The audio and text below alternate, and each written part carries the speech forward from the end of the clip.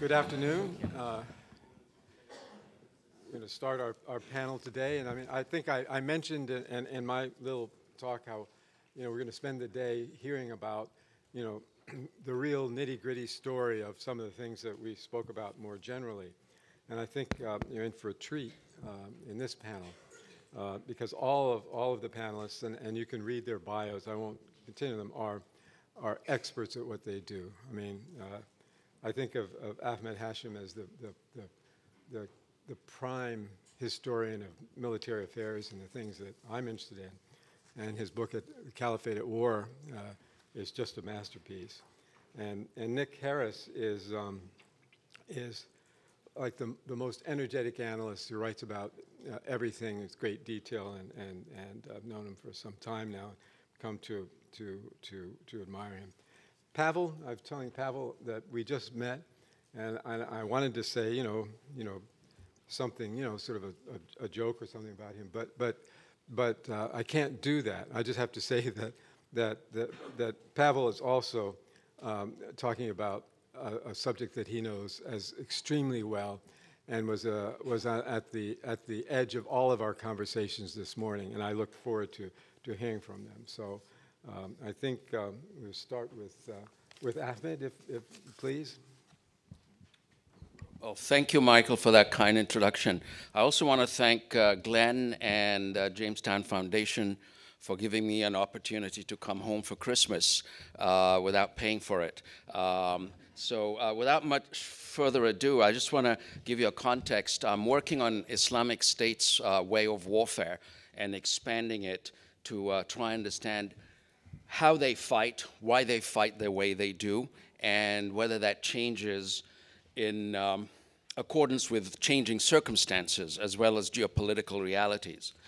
So when you look at Islamic State, or the so-called Caliphate, it caught the world's attention with its seemingly, because of course its origins go back to the early 2000s. There's a massive debate whether Zarqawi was the founder or some of the Iraqi Turkmen from Tel Afar, which I had the honor of serving in with General McMaster in the 3rd ACR in 2004 and 5, were the people behind the origins of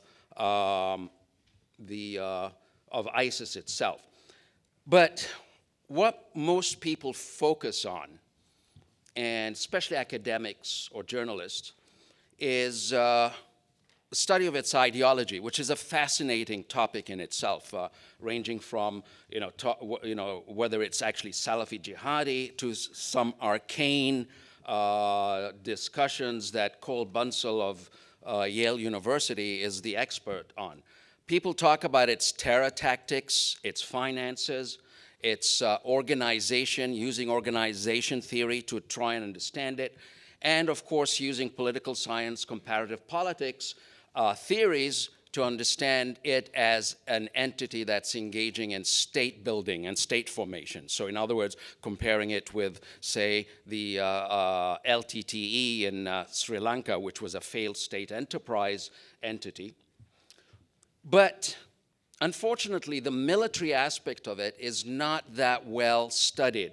That does not mean there isn't a lot of data. There is. But when you look at the study of ISIS as a military enterprise, and that is actually my passion, I divide the students of it into what I refer to as military Orientalists. In other words, a very superficial, politically orientated approach that really does not provide depth, and data overload. So let me explain what I mean by military Orientalism. Superficial and egregious understanding of jihadist ways of warfare are quite plentiful. And I'm just taking some examples from the paper I'm writing here by one person named Robert Klein Engler, where he states that IS military strategy is a mirror image of that used by Muhammad in his wars. And I quote, "The strategy is world domination under the rule of Islam. For those of us not yet paralyzed by fear, it might be worthwhile pointing out to Engler that strategy is a means to an end or a goal and is not a goal. He then enlightens us with the following.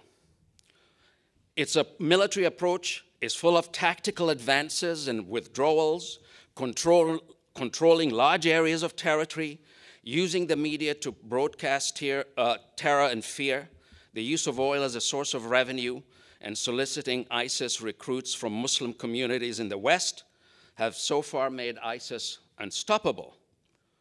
Now I raise the question, or the comment, that one was not aware that Muhammad had access to any of these resources: oil, modern media, or Muslims living in the West, or that tactical advances and withdrawals and controlling large areas of territory are military factors that are specifically Islamist or Islamic.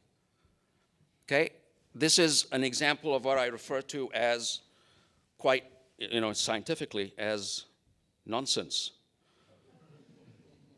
Now, Ralph Peters, who I have some admiration for, but when he goes off the reservation and starts talking about stuff that refers to military approaches, he says, when terrorists or insurgents in Iraq detonate a roadside bomb to draw out our forces in response, or when they stage a small ambush to lure us into a larger one, they're pursuing a Middle Eastern way of war more than 2 millennia old, with roots in the techniques of tribes from the steppes. Now, this is arrant nonsense in many ways. Middle Eastern fighters 2 millennia ago did not have access to IEDs. Iraqi insurgents used IEDs not to lure US forces into larger confrontations, which they will lose, and they always did because of the firepower and training disparity. Why is luring enemy forces into ambushes something uniquely Middle Eastern? The North Vietnamese army and their proxy, the Viet Cong guerrillas, were masters of doing this at the Drang Valley, for example. And finally, I want to ask Ralph Peters, where in the Middle East can we find steppes? Okay, it's a Central Asian phenomenon. I could go on this, but it's not worth it because I just want to look at, now there's a younger generation of analysts who collect a lot of data, but they don't put it conceptually. So what I want to do is basically provide a conceptual context for ISIS. Now, the purpose of the presentation is to provide an overview and interpretation of Islamic State's way of warfare from the early 2000s to the present. And of course, I'm not going to be able to do that in 15 minutes in any meaningful way. So specifically, the presentation will do 3 key things.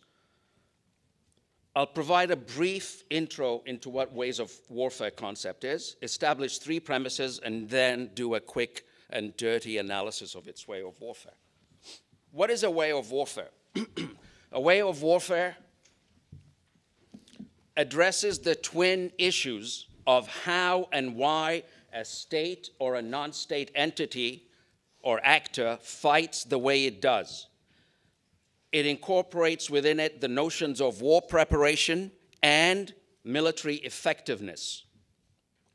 It's traditionally been addressed by military historians and now strategic studies. And it's a discipline that emerged it's a concept that emerged in the discipline of military history. But military historians generally don't like to conceptualize like political scientists who tend to over-conceptualize, like me. Strategic studies within political science took it up, but often confused it with strategic culture, which is how a nation or a group of leaders look at national security of their own country and conceptualize how they would fight. But it's not a way of warfare per se. The concepts are linked, but a way of warfare tells you how that actor will fight and why they will fight the way they do. So in other words, as I said, it incorporates notions of war preparation as well as military effectiveness and efficiency.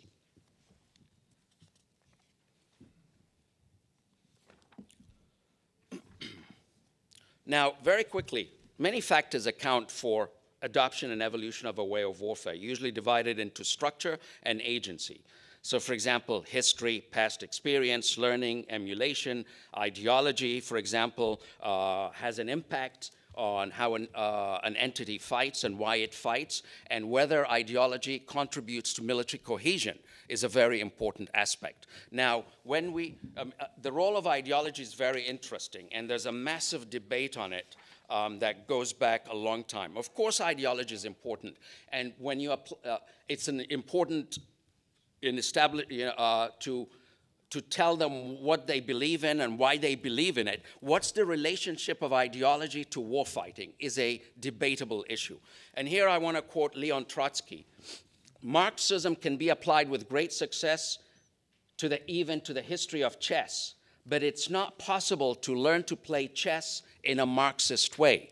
So in other words, ideology may tell you why you should fight somebody, and it does amply for ISIS and Al-Qaeda, but it does not necessarily tell you how you should fight them. Now, of course, within ISIS ideology, or rather Salafist jihadist ideology plays three roles.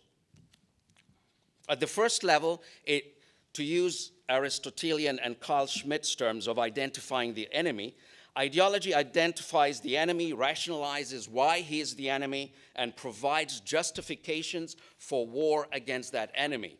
At another level, ideology influences the trajectory of what is permissible to do in war, that is, how to fight, how to treat soldiers and civilians, and how to deal with prisoners of war, what technology is permissible in war, and the disposition of property and assets seized. Now, immediately, you will discern this has a lot to do with the notions of just war and laws of war and international law.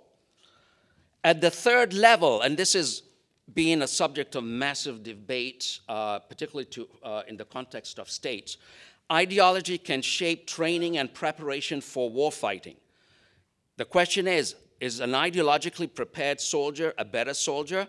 Ideological systems like Nazi Germany, Stalinist Russia, Maoist China, Islamic Iran, and Islamists believe so.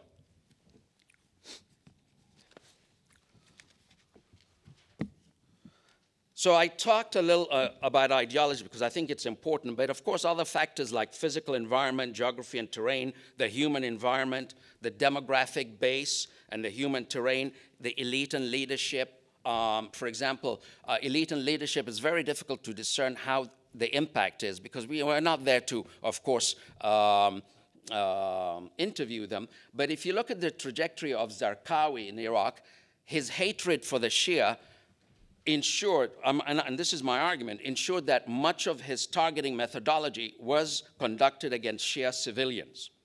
And a lot of it had, and this is why you see the surge of suicide bombing in Iraq under his leadership. When it came to Abu Umar al-Baghdadi, and I'm not talking about Abu Bakr al-Baghdadi, I'm talking about Abu Umar al-Baghdadi, who was killed in 2010, when he established the so-called Islamic State of Iraq, he was trying to move to the methodology of territorial control, which was very odd at that time because ISIS was really being squeezed by the United States considerably by the turn of the Sahwa, the Iraqi non-ISIS insurgents against them. So they were losing a lot of leadership, but he was focused on territorial control, so he wanted to create a semi-mobile conventional force to stand and fight.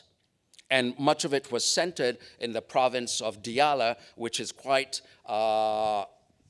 which is very good for sanctuary, establishing a sanctuary, training bases, and so on.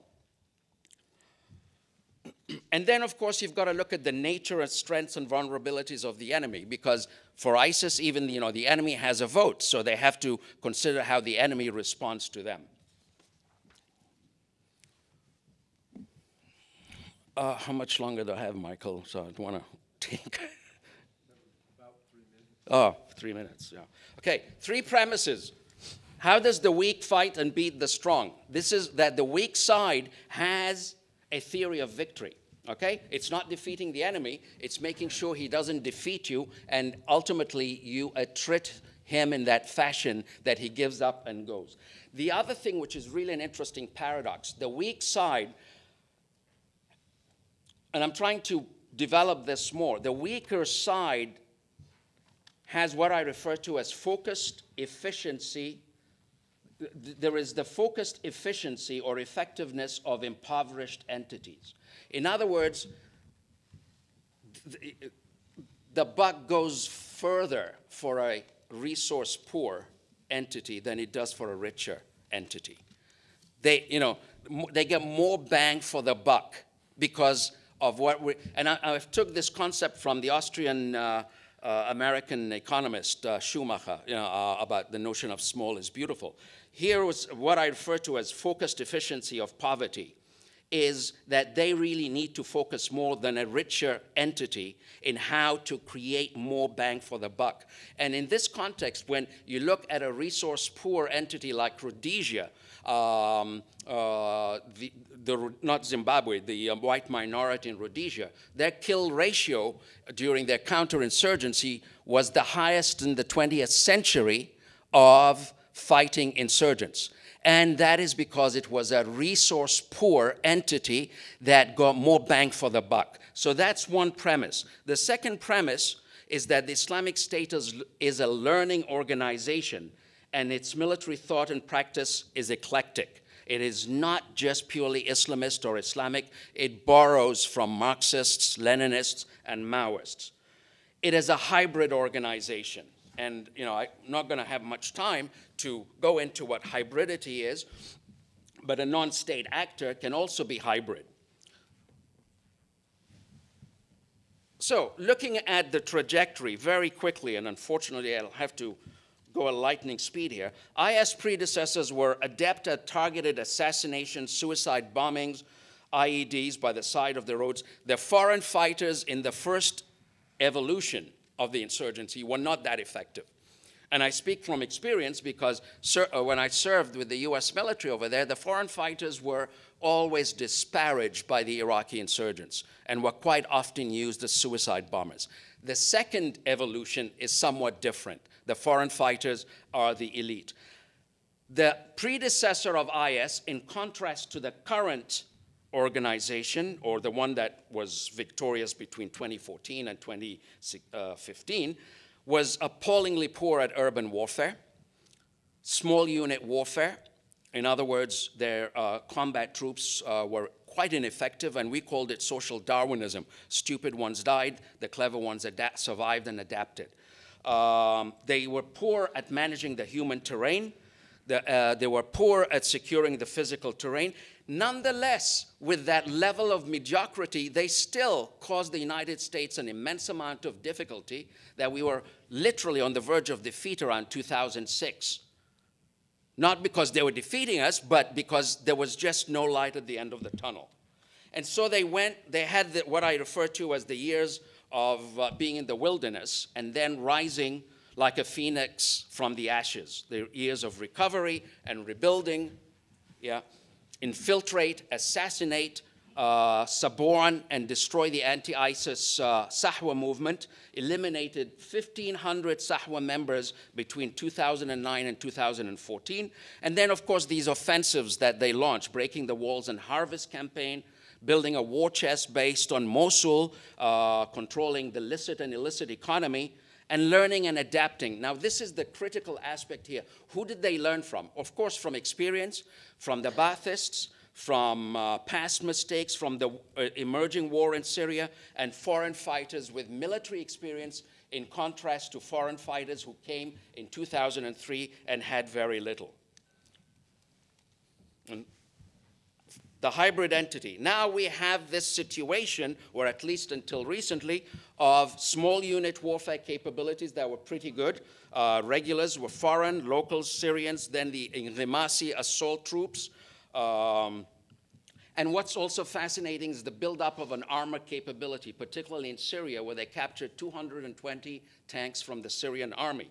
They even established, showing that they were trying to adapt, they even established an experimental tank battalion called Katibat al-Dabbabat to see whether they can start with, the building blocks from platoon armored warfare to company level, to battalion level. They never got beyond platoon level because of the shortness of the time, and it's actually a complicated form of warfare. But they did establish armored battalions, Umar ibn Abu Affan, Zubair ibn Awam, and they used armor as mobile artillery and also for fighting Syrian forces. They also developed an artillery battalions based on captured US M198 howitzers and Russian D30 light howitzers. And of course, the SVBIDs on a massive scale was one of their activities that were extremely fascinating over the years that I had deployed to Iraq with the military. In the early years, they used Opels and Oldsmobiles because the suspension was strong in both cars. And so the Baghdad second-hand car dealerships seem to have a seem to lack. These cars were going were being bought quite at a high level. Later, they went to Hyundais, Toyotas, and so on. And then they moved, of course, we all know, to drones, more robust logistics, and establishment of workshops. And I've got to wrap up here. Let's see. Now, having lost, they went down. See, as a hybrid entity, they could go up and down the spectrum of violence, from terrorism to guerrilla warfare to semi-mobile conventional warfare, depending on who the enemy they faced and the attrition of their resources and those of their enemies. So it's a dialectical relationship. And of course, with the attenuation of territorial control, conventionality requires territorial control. As they lost territory, they receded back to guerrilla warfare and terrorism. So, of course, they went back to their sanctuaries in the Hamrin Mountains, in Diyala, and also in that corner of Syria where they're fighting off, and I'll leave that to Nicholas to talk about. So now they're going back as a hybrid entity, reverting back to terrorism and insurgency, and waiting for better days to be able to move up the spectrum of violence. And here, I'm afraid I'm going to have to end. Thank you very much.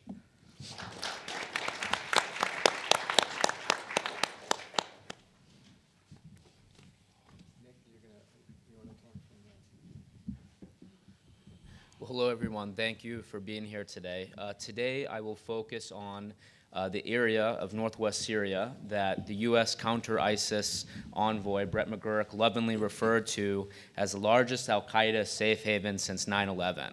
It's quite a fun place.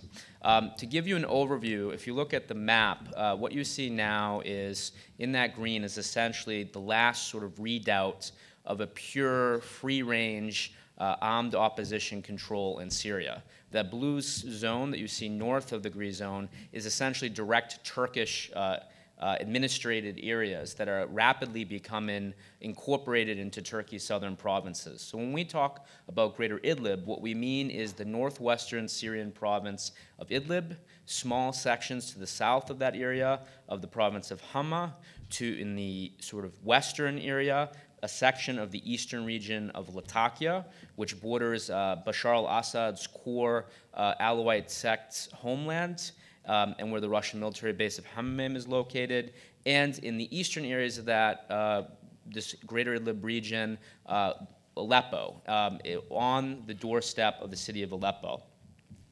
Packed into this region are approximately 3 million people. It could be as high as 3.5 million people. There are no exact estimates. Over 1.5 million of the people in Greater Idlib are actually internally displaced from other areas of Syria, and particularly over the course of 2018, as various de-escalation zones that were opposition-controlled areas that had been surrounded by the Assad government and were defeated, people were displaced from those zones to Greater Idlib. Worryingly, more than 2 million people in Greater Idlib are in dire need of humanitarian assistance. For the time being, they receive it, which keeps Greater Idlib generally stable, but it is a major area of humanitarian concern. What you'll notice on the map above are sort of two major highways that are highlighted, one in orange and one in blue. The orange highway, the M5 highway, runs from Syria's second largest and some would argue most important city of Aleppo all the way to another major city in the south called Hama. And the blue highway, the M4 highway, which runs from Aleppo to the Assad government's core hotland of Latakia. Control of those two roadways is vitally important, not just for the opposition factions inside of Idlib, but keeping them open is very important for the Turkish military.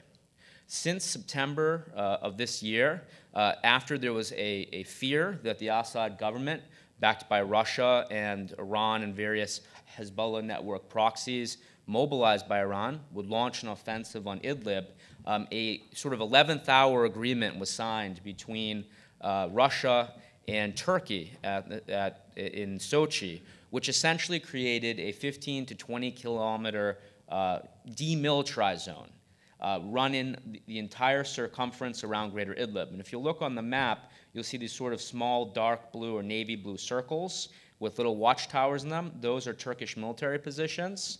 And then you'll see sort of yellow circles with watchtowers. Those are Russian military positions. And that essentially creates sort of the demilitarized zone that's meant to separate armed opposition factions from the Assad government and its various allies. For all intents and purposes, that zone has held for 3 months, although at times it's tottered. But the main challenges moving forward are that certain armed opposition groups that we can call either al-Qaeda inspired, most prominently Hayat Tahrir al-Sham, which was once Jabhat al-Nusra, which was the acclaimed al-Qaeda affiliate in Syria, and other groups in its constellation, including the current al-Qaeda affiliate in Syria, Heras and its allies, still maintain heavy weapons in that zone. Some other smaller armed opposition organizations also maintain weapons in that zone, and that has led to, and you'll see in this map here, a series of attacks mainly directed by the Assad government and its allies throughout the demilitarized zone against armed opposition organizations. The situation is quite tenuous. There are serious concerns moving forward about whether Turkey, which only has hundreds of soldiers deployed in 12 observation posts around Greater Idlib, though it does have rapid reaction capabilities, whether or not it can, one, force the disarmament of armed opposition groups in that zone where you see so much activity occurring, but also, two, if, in the event the Assad government launched an offensive on Greater Idlib, whether it could actually stand in the way of that offensive. And this is a situation of major concern, not just for the nations involved, but also for humanitarian organizations. On this map, which has been helpfully provided by my partners, PDC Inc., which has a large network of Syrians operating inside of Syria, you see how important control of the border between Greater Idlib and Turkey is. And this is where Hayat Tahrir al-Sham has focused a lot of its effort and attention, is in controlling that border. And there's some practical reasons why. Hayat Tahrir al-Sham, and this map really does demonstrate it excellently, has focused on the M4 and M5 highways and the major Bab alHawa crossing point, which is in sort of the northern western area of the map. Bab alHawa is very important because it's the easiest main crossing point for trade and humanitarian organizations to move goods into Greater Idlib. However, at the moment, USAID and Britain's Department of Foreign Investment, DFID, can't send assistance through. Although trade continues to move through Bab alHawa, and it is the main access point for trade to Greater Idlib's 3 million people, cross-border trade from Turkey into Greater Idlib and from Greater Idlib into Turkey. HTS isn't allowed to have a direct military presence on the Bab alHawa border point.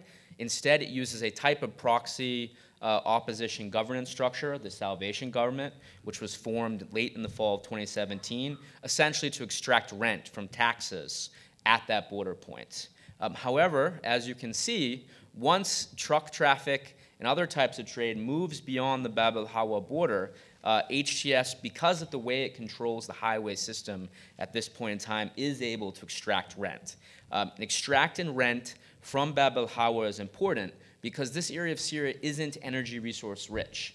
At one point, Hayat Tahrir al-Sham's predecessor, Jabhat al-Nusra, controlled large areas of eastern Syria that had major oil resources. As a result of the conflict with ISIS, Jabhat al-Nusra, now HTS, lost control of the ability to extract rent from oil resources. And as it's consolidated its position in northwest Syria and Idlib, it now needs to extract rent from trade, the distribution of humanitarian access, assistance, which oftentimes has a tax, and also by levying taxes on property and community resources. At this point in time, it is the best place actor to do that in Greater Idlib. When we turn to sort of what is the constellation of armed groups in Greater Idlib, this is very important. If the US and its partners, particularly Turkey, although Turkey has been slow moving on this process, are to remove HTS and its fellow travelers, it would potentially have a lot of local partners to do that. According to our sources on the ground, at this moment there are approximately 110,000 armed opposition fighters of various different groups that are present in Greater Idlib. There are three major organizations that are in what I call the HTS constellation. And it's called the HTS constellation because the two smaller partners, the Turkestan Islamic Party and Heras, or which I refer to as HAD, are dependent on HTS for providing them with literal access to physical infrastructure, whether it's water resources, electrical resources, and bakeries, and also providing access to adjudication via Sharia courts. And this line of communication has existed between HTS and HAD, even though HAD technically defected from HTS when HTS decided not to continue its oath of allegiance to Ayman al-Zawahiri. And so this is a very important point, is that even though there are times friction between HTS and the Al-Qaeda, the avowed Al-Qaeda affiliate in Syria, HAD, they still maintain pragmatic links together and are in active process of negotiation. HTS has approximately 15,000 fighters in Greater Idlib, 90 to 95% of which are Syrian, 5 to 10% of which are foreign. And it's important, HTS is now a Syrian organization. It is a Syrian organization that has links into local communities where it is now embedded. HTS is also a social, political, and economic power. It is not just a military force. And it is essentially the wheel that turns all events that occur in Greater Idlib. The next largest organization in the HTS constellation is the Turkestan Islamic Party, or TIP. It has approximately 1,700 fighters inside of Greater Idlib, most of which are located in the far sort of west of that zone, bordering Latakia, though that's the front line against the Assad government, and that is the most attractive place for foreign fighters to go and congregate. And that's because most all the fighters in TIP are from the Stan countries. Most of them speak Russian. There aren't many Arabic speakers. A sizable part of TIP are Uyghurs, and its focus of operations really is on confronting the Assad government, and it does seem to have direct communication with Turkey and is able to continue its operations because of Turkey's acquiescence. It is, after all, right on Turkey's border. The last major group that we'll talk about is Heras or HAD. That is now the official al-Qaeda affiliate inside of Syria. It is a splinter group from HTS. The HAD organization itself has about 1,000 fighters. 90% of them are Syria. So in a sense, this is the face of Syrian al-Qaeda. However, it has recently created a larger armed operations room to fight the Assad government in the demilitarized zone, which is called the Waharad al-Mu'aminin Ops Room. That operations room essentially is meant to try to destroy the demilitarized zone, which it does not agree with. Very briefly, I'll discuss HTS's efforts to ingrain itself locally. Over last year, HTS has progressively institutionalized. This means that HTS has been focusing on reinforcing its own group solidarity and identity to make it distinct from other factions in Greater Idlib. HTS has instituted greater command and controls and is systematized that throughout its organization and is focusing on making its fighters obedient to their commanders. On the socio-political level, HTS has an allied sort of opposition authority, which I mentioned earlier, the Salvation Government. The Salvation Government, which is actually composed of well-known Syrian opposition figures, has been focused on consolidating its power and subverting local councils throughout Greater Idlib. This strategy is to try to control humanitarian assistance because foreign donors will not support councils that are only linked to HTS. And this process of trying to control economic means in Greater Idlib is important. HTS's current line of effort to try to frustrate international efforts to cut it off from humanitarian assistance access is to try to build linkages with local families that are prominent throughout Greater Idlib. By controlling the local elite, HTS has the ability to circumvent international efforts to cut it off from the international system and to prevent Turkey from building alternate lines of methods to undermine its authority. And this is a trend that we shall watch in 2019, which is how effective is HTS at using its proxy Syrian opposition governance structure to undermine local power, realities, and authorities. Thank you.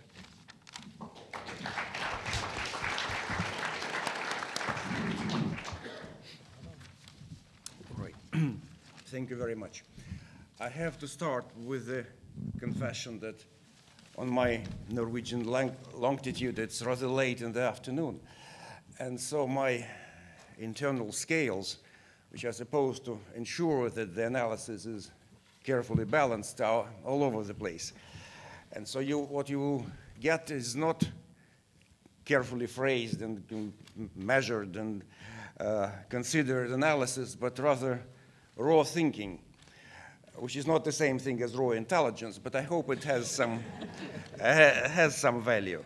And the starting point for my raw thinking is that Russia's policy in the Syrian war, which is the topic of my speech, is not just overshadowed, but reshaped by three current and very sharp crises.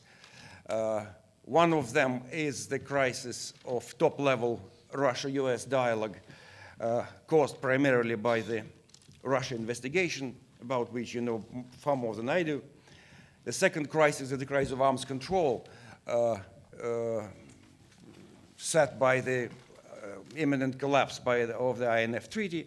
And the third crisis is the Russia-Ukraine crisis, which just had a fresh spasm in the Kerch Strait.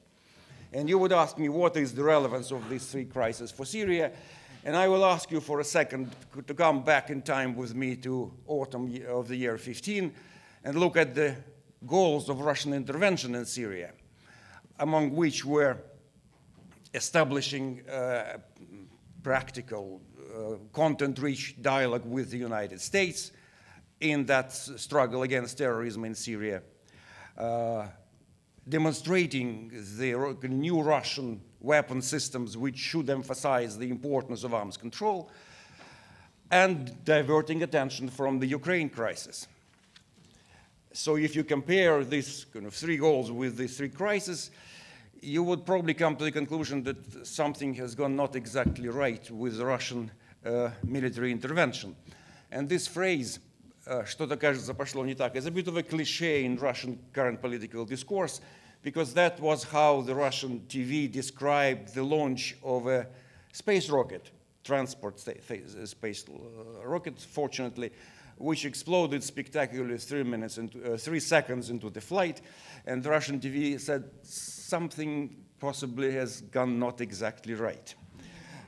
And so when I read the analysis which tell that kind of Russia has achieved all its goals in Syria and is triumphant and is now dictating the course of events, I have this feeling that something is not exactly right with this analysis, because what I see in Moscow is a lot of dissatisfaction and worries about the present-day situation. And there is a difference in these worries between the political perspective and the military perspective. Because from the political perspective, the war is not won. The natural outcome of every civil war is a victory to one side. There is always a military solution, unlike what professional peacemakers myself often argue. Civil war in the United States ended with a victory to one side, and in Russia itself, and I don't know, in Spain, and in China. You can make a long list all the way to Sri Lanka, but this war is not won, simply because while the al-Assad regime controls most of the urban centers, there is a large chunk of Syria controlled by the Kurds, another chunk controlled by the Turks. There is a US military base in Al-Tanf with a lot of no-go zone around it.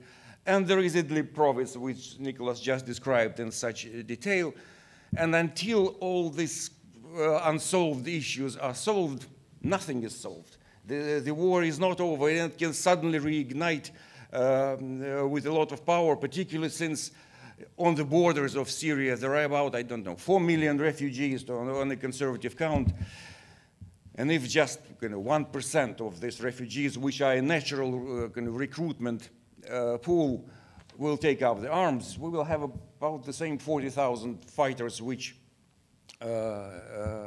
were described for us on the first panel. So it is a very uncertain situation. From the military perspective, 2018 has been a rather bad year. It started with a drone attack on the Khmeimim air base, then it was a crash of a transport plane, then we had US missile strike, we also had a US trashing of the Wagner group. Finally it was the friendly fire which took down the Il-20 reconnaissance plane. The blame was put on Israel, but nevertheless the fact remains. And there is no reason to believe that this chain of setbacks would not continue. From the Russian military perspective, the lack of initiative is a very bad thing. They feel out of control of the developments on the ground. At the same time, in this situation of a kind of frozen hostilities, they are overstretched and under-resourced. So not really a happy military situation. What comes out of that, and I will try to be very brief with my raw thinking, I have to be considering the time. From the political perspective, the main thing in Syria is not Syria at all. The main thing is a big geopolitical game with the United States. That is the main reference point in Russian politics everywhere, including in Syria. And where Russia is also maneuvering with the 4 key regional stakeholders, which are Turkey, Iran, Israel, and Saudi Arabia. And Putin has something to say to each of these stakeholders, and as to many others, Putin is very good at talking to all parties to various conflicts in the Middle East, acting more like a, I don't know, psychoanalyst, a shrink, telling everybody what kind of the partner wants to hear, which doesn't really translate into much of influence, because out of this talking, not very much practical result came, and the practical result would be a kind of a beginning of the post-conflict reconstruction of Syria, for which Russia has no resources. Russia is not very happy that Iran is moving in with a new agreement with the Syrian government into that. Russia wants to bring the European Union into this task of post-conflict reconstruction, and the EU is really not enthusiastic at all about helping al-Assad to rebuild his Syria.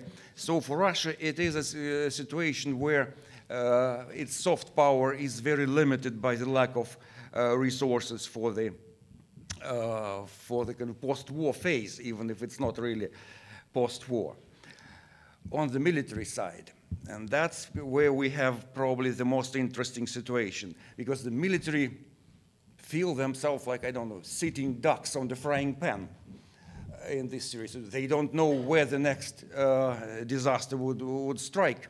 They have invested recently in kind of expanding and rebuilding and modernizing and its air defense and air denial system, while there is no such concept in Russian military strategy, but nevertheless, that sort of bubble they have built in Syria, and they have no clue whether it will work, because Israel is resuming its air attacks on Iranian targets, and Russians don't really know how to counter that. It's kind of really their military want to be proactive in this situation, but it is very difficult to decide where to go and what to do. The most natural target is, again, Idlib. But it is politically frozen. It's a political no-go for the Russian military there, and they need somehow to break this deadlock, to do something proactive. Because the situation they have is not really satisfactory. And what is characteristic in this situation for about the Russian military is that they are in control of the flow of data to Russian political leadership and very much in charge of the narrative, which we saw in this situation a couple of months ago when Syrian missile hit the Russian Il-20. And Israel general arrived to Moscow to represent the facts and figures of the situation, thinking that there is a professional dialogue with the Russian military, only to discover that there is no such thing as professional dialogue because nobody in Moscow is interested in facts and figures, because they have their own narrative. That's what happened, and that's how it's going to be. Today, there is a new Israeli delegation in Moscow from the General Staff. I hope maybe they will achieve somewhat better understanding, but I doubt it strongly because Russian military are very much set onto the point that present day the intervention is kind of deadlocked, too expensive, and not achieving its results. Something needs to be done. And in order to break the deadlock around Idlib, they need to do something dramatic to change the international discourse around it, to break the resistance for the offensive. And my grave suspicion is that they might stage a terrorist attack with a trail a mile wide leading to Idlib, which is not, in fact, that difficult to stage. And for that attack to be a real game changer and kind of breaker of the deadlock, it needs to target not the civilian population, but probably some targets related to United States. The GRU of all days, the military intelligence of Ivashutin and Korabelnikov, would probably think twice about that. The nowadays GRU have hardly any doubts about staging that. And it's exactly here that I hope that something is not exactly right with my analysis, because I don't really want to spell this disaster. Thank you very much. I promise to be short, and I am. Thank you. Brilliant.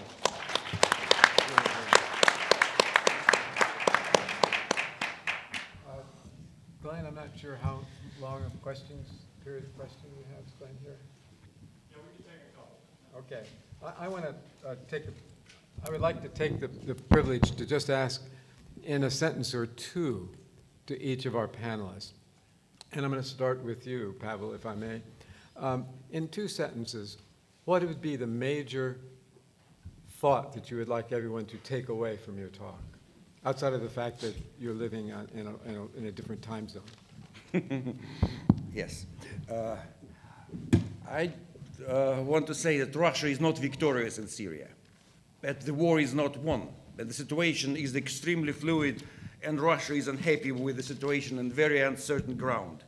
That the military in particular are the party which is very much in control of the developments in Syria, not of the big geopolitical game, but of the local. And the big geopolitical game is really connected in many ways to the situation on the ground. So they might try to push Putin for breaking the current situation. Thank you. Even if HTS and the constellation around it was to be removed, poof, into thin air right now, the general tone of the armed opposition in Greater Idlib is militant Sunni Islamist, that those militant Sunni Islamist organizations have active dawah activities among the local population in Greater Idlib, and that we can expect not only a cycle of Sunni Islamist insurgencies in northwest Syria for decades to come, but that the conditions for regenerative jihad, where you have a new generation of Syrian operatives for transnational terrorist organizations, is well underway. Well, first of all, I'd like to say that I don't believe ISIS is dead by any stretch of the imagination. As I said, it's gone back to its traditional repertoire of terrorism and insurgency. And I think also that here in the US, we really need to conduct more in-depth studies of violent non-state actors like that, a comparative one rather than what I refer to as the wafer-thin kind of military Orientalism that caters to immediate political gains rather than informing our military of deep research in other ways of warfare. Thank you. I think we still have time for some questions. So, how many questions? We have time for 2 questions. So we'll take one from this side of the room first. The first one with their hand up gets the question, I guess. 2 questions from this side. Sorry.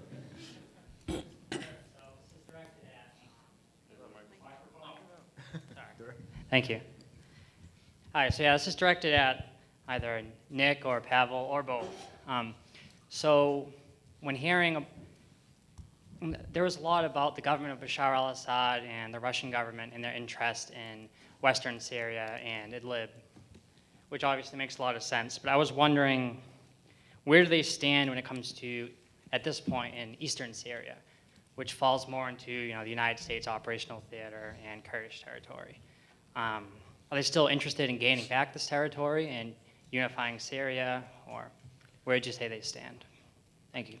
I can do it quickly on this. Let's take the second question. Second question?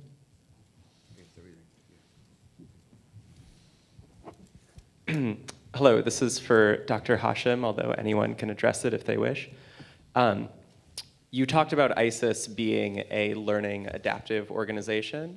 What are the institutional weaknesses that still exist within the Iraqi security forces and the Syrian Democratic Forces and other US-backed groups in eastern Syria that an adaptive organization like ISIS will seek to exploit as it transitions into this primarily guerrilla terrorist movement?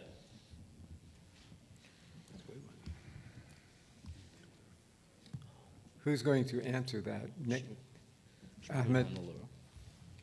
Do you want me to go? Okay. Sure. All right. In my talk, obviously, I missed what's referred to in military terms as the other side of the hill. That is the enemy, the nature of the enemy, their strengths and weaknesses.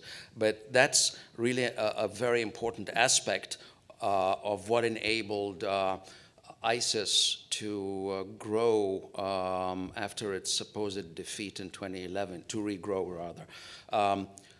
When ISIS was fighting the Iraqi and Peshmerga and the Syrians in 2013 till about 2015, when they were quote-unquote victorious, mercifully it was short-lived, the institutional weaknesses of each of these forces were quite apparent. Now, of course, the Iraqi one was going through the rebuilding efforts and trying to absorb all this US equipment, and it was actually in pretty bad shape. I had the fortune of interacting with the Iraqi military from 2003 right till 2010, and I don't think it's changed much in terms of strength when it was attacked in 2013, 2014 by ISIS. So you see that collapse in the northern part of the country. And the reasons are many, which afflict a lot of what you call global South militaries, especially in the Middle East. Politicization, big gap between officers and enlistees, and communalism creeps in among the troops, and corruption and nepotism on a massive scale, which erodes combat cohesiveness and capability. The Peshmerga had a different problem. Here they were fighting ISIS. You know, their cohesiveness was pretty high when it came to the mountains, fighting against Iraqi forces from the 60s right through the 70s and 80s and much later. Fighting ISIS, they had to descend into the lowlands, and they were not capable of fighting as a semi-conventional force at that level in 2013. Things began to change over the years, and that, you know, the training that both forces got was much better after 2015, and the weaknesses are still there. Now, the Syrian military was actually, believe it or not, because it was geared to try and fight the strongest power in the Middle East. At this pointy end of the spear, it had better forces. At the lower end, it had really, you know, pretty poor forces. When you look at the loss of the tanks, the 220 tanks I mentioned, they were mainly T-54s and T-55s, which equipped the lower infantry divisions of the Syrian army. And they're the ones who basically gave up these weaponry to the ISIS. So there was, you know, the fact of politicization afflicted the Syrian military. The fact that they had to face Israel meant that the best divisions were facing mainly the Golan Heights and so on. So much of when you see the erosion and the decline of the Syrian military in those early years, it was the lower grade divisions that were being cut up to pieces by ISIS and foreign fighters. So just very briefly, I'll address both questions very quickly. In the Assad alliance, Bashar al-Assad, Russia, and Iran, all three of those actors have interest in defeating the U.S. or eroding and then eventually removing the U.S. presence in northern eastern Syria. For Bashar al-Assad, his goal is to reconquer the entirety of his country. The Ba'ath deep state that supports him and supported him throughout the war, even at the low moments, wants that very badly. For Iran and Iranian-backed Hezbollah network militias, Iran's territorial integrity depends upon Iran and its militia proxies controlling what's called Syriac, which is eastern Syria and western Iraq, where the ISIS Caliphate emerged. And for Russia, there are obviously energy interests throughout eastern Syria they would like to tap into. In regards to the SDF, the biggest vulnerability that it has right now is that it is, in a sense, in charge of controlling, administering, and providing security for Arab-majority areas that are beyond the core Kurdish or mixed Kurdish, Arab, and other ethnicity areas of northeastern Syria. And that is a potential growth opportunity for ISIS to build lines of influence into local populations. And ISIS had a very active dawah movement among Syrian Arab tribal youth that's still present. In just 2 words, I think in Moscow they cannot believe that United States don't have a strategy for Syria. And they cannot figure out what the strategy is. And so they experiment with various kind of pressures on the United States assets in Syria. And one of these assets is definitely Kurds, but probably a more important asset for Russia is the US military base in Al-Tanf, and probably there Russia would concentrate far more attention and attempts to squeeze than in the Kurdish-held areas. But still the main, the larger target would remain Idlib, and the US would probably somehow be factored in this big game. Thank you very much. Thank you. Thank you very much. Thank you.